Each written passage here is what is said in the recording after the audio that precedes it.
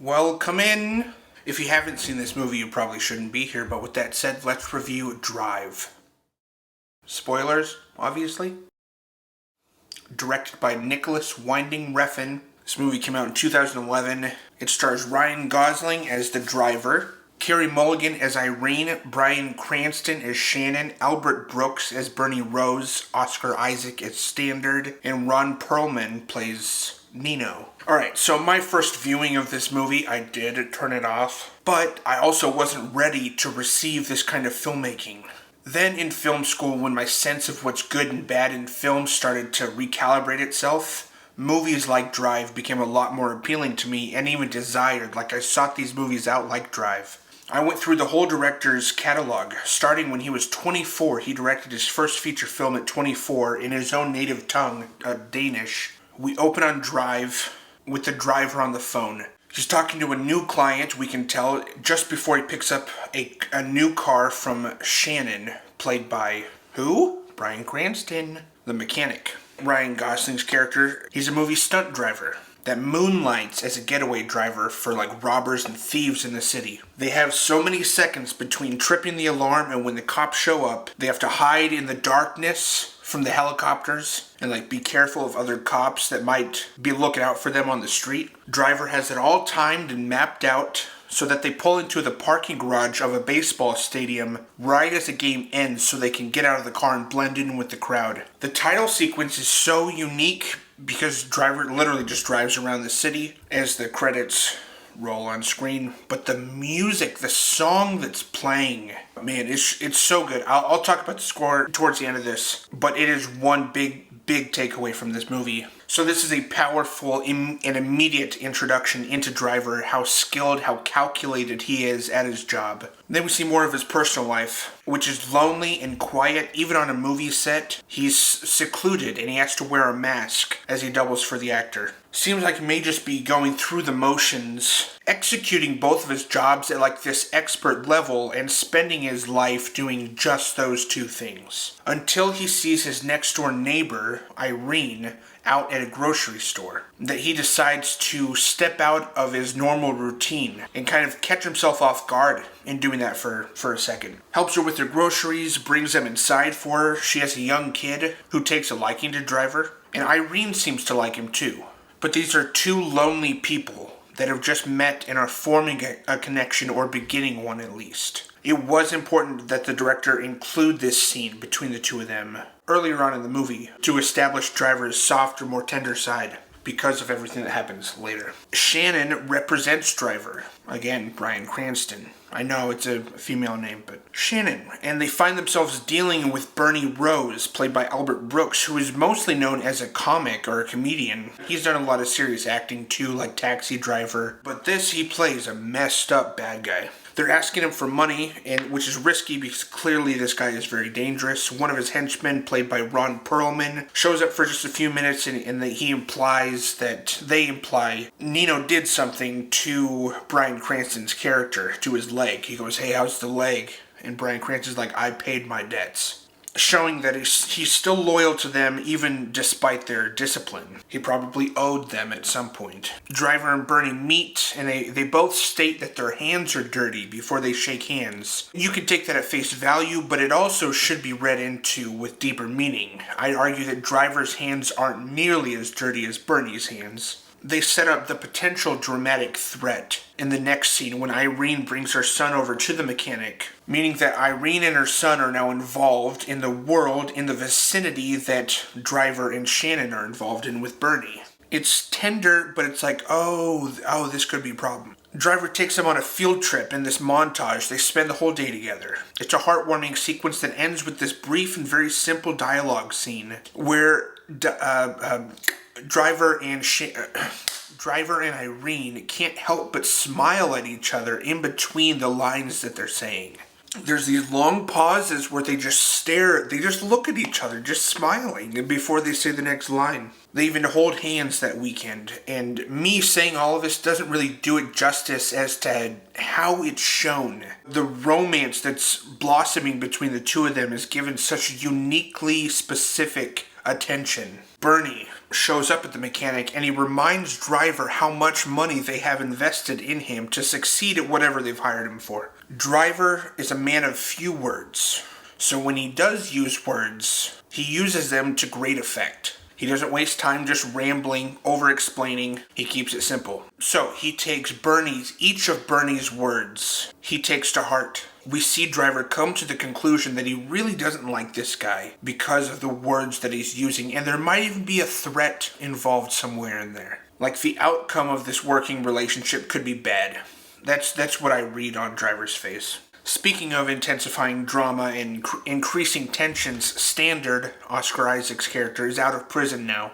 He and his wife or girlfriend, Irene, I didn't see any rings, so probably not married, but they have a kid together. So this is dramatic irony because Irene is kind of falling in love with Driver. We now have two problems for our protagonist to overcome. There are two antagonists on the rise that they could one day face. Irene's face says it all when she's looking at Standard, giving that speech. He's giving that speech at that party, and it's just regret. How do I get out of this on her face? That's what I read.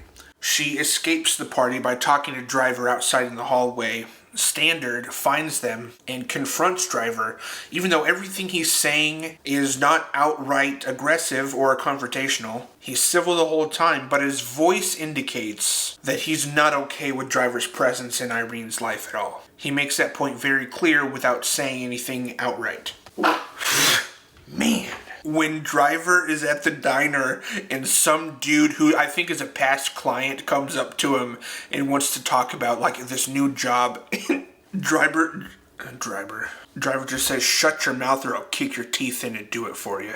And the camera just holds on his face for like 30 seconds as he stares at the guy. This has an effect on me that most other movies don't when a character threatens another character. They're usually empty threats.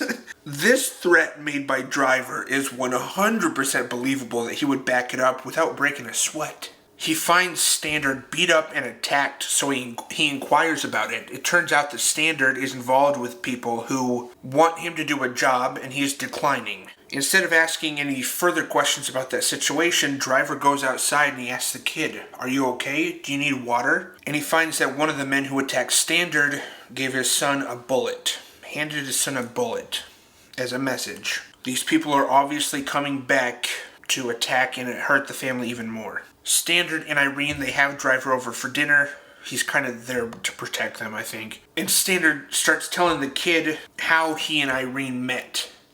He tells that story, which is totally an underhanded statement because instead of telling the kid, he's actually telling Driver. And then even at the end, just to put a button on it, he says to Driver, "It was the best day of my life." Which is a guilt trip because Driver would literally have to come to terms with being a homewrecker if he was actually going to pursue Irene. He makes a deal with the people that Standard is dealing with. Says that they'll pull off the job that they want done in exchange for the freedom that all debts are paid and complete after this job is done. This would be all in well if the job had gone according to plan, but it doesn't. Some vehicle pulls in right beside Driver and actually chases them when they go to escape because the owner has a gun and shoots Standard and kills him. This had to have been a setup, but from who? Driver can't figure it out. They thought they were getting 40 grand and they got $1 million. That's in this duffel bag. And the pawn shop owner isn't reporting it. The news is not reporting money stolen, which is very worrying because it's $1 million. Blanche, the only one that's left over from the heist gone wrong, she says that she was part of a plan that was going to backstab, double-cross, and rip them off. Driver didn't know any of this. And they are very quickly visited by two men who kill Blanche right then and there, and those two men die at the hands of Driver. All of the action is played out super slow motion, and it's beautiful. I haven't seen this heavily used slow motion action scene since the 1970s Hulk series. Driver now has the new name of his target, and also the man who was trying to take him out for stealing his money. They call him the cook, and he's about to make his last meal. Scroll. Nino is revealed to be a part of this, who is played by Ron Perlman's character. Ron Perlman is playing the character. He is the one who set this whole robbery in motion to steal from the pawn shop. who was holding it as a payment. It's a whole convoluted plot. Not convoluted, but just complicated. Oh... Driver just wants to make an exchange with Nino. He does not want the money or any of the trouble that comes with it. But instead of just agreeing to that, like Nino does, Nino additionally sends guys to attack Driver, creating even more chaos in Driver's life when he just wants out of this trouble. It's turning into this spiderweb that he doesn't want to be involved with. Luckily, Driver's accompanying Irene in the elevator when one of those thugs does show up. Unassumingly, he doesn't show up all aggressive, but Driver knows he's bad news. All he has to see is the gun. Pushes Irene back into the corner of the elevator, lays this super passionate kiss on her, and then just beats the ever-living life out of the bad guy. Stomps his head in. It's so gruesome. Irene just steps out of the elevator as the elevator doors just shut. She can't even begin to process what she just saw. Shannon had inadvertently talked about Irene to Bernie. That's why he knows. Driver now recognizes that all of them are in trouble. They will all be sought out. They have to run. And we see how relentless these guys will be when Bernie starts killing everybody that knows about this robbery that Nino started. He's cleaning up this mess and he goes, Nino, you're gonna clean after me now. And he just brutally murders this henchman, showing us what this dude is capable of. Then Bernie visits Shannon and he kills him in a way that they thought would be fitting for the type of man that Bernie is. He's a man that shakes your hand and slashes your wrist with the other hand, which is exactly what he does to Shannon. In order to kill him, he shakes his hand, slashes it, because we see his box of perfectly ordered and expensive knives or razors that he has. I love that they didn't know how Bernie was going to do it, but then Bryan Cranston came up with the wrist idea, and they expanded on it even more by showing the collection that he has, and that this is his main method, his go-to. Now Driver's officially pissed off, because he finds Shannon slumped over, lifeless. He starts on his rampage to end these bad guys. He takes out Nino in such a cool way. It's not even a car chase. Driver's literally just stalking their car with his lights off, and he rams them, sends them over a cliff, and he just finishes him on the beach in the ocean. Bernie says to Driver on the phone, listen, it's just me, you, and your girlfriend as players left. Are you sure you want to continue playing this game? The two of them meet and they make an agreement. Bernie double crosses him. Right when he hands over the money, he just stabs him in the stomach. The stomach and in an open wide parking lot. That's not the smartest idea. So Driver just takes the knife out and puts it in his neck, which would be a lot more efficient. So he has this wound, and at the end we just see him sitting in the car with his eyes, and he's not blinking, and you're like, is he dead? Then he finally moves, and you're like, oh, okay. And he drives off, just leaving Bernie and the money laying there in the parking lot. He wants to be free of the criminal life, and he seeks out Irene to start a new life together with her. That's the end of this movie. Dude, man, what a ride. Every shot is like a painting in this movie. No shot is wasted, and it's so often complemented by the slow motion. The musical score is reminiscent of the 1980s, but with like this modern techno feel to it, and it serves the movie in so many ways. Again, I was not ready for this movie when I first watched it. Then my second viewing was a completely different experience. Like nothing I saw the first time was even present the second viewing, which is indicative that I needed to grow in my filmmaking to understand that this movie is pure art. On paper, it reads like every action movie that's come before it, but put together, and no style can compare to what Nicholas Winding Refn did with this film. Hugh Jackman was originally supposed to play the driver, which would have changed the movie for me. That would have made it very different, especially with Prisoners coming out just a year after, or a couple years.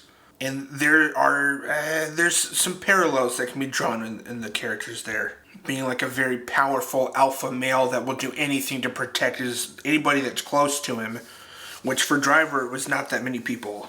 And I love the opening chase scene because the whole chase scene happens from inside the car. You're just in there with them in their perspective, not like the street POV, the helicopter POV, it's all the car. Yeah, I remember having a lot of friends that were like, my favorite movie is Drive, you know, after it came out, and I didn't get it, but then I watched it responsibly, and I completely understand the hype that surrounds it. It is such a brilliant movie. Thank you guys for watching this. This has been my review, my retrospective. Thank you.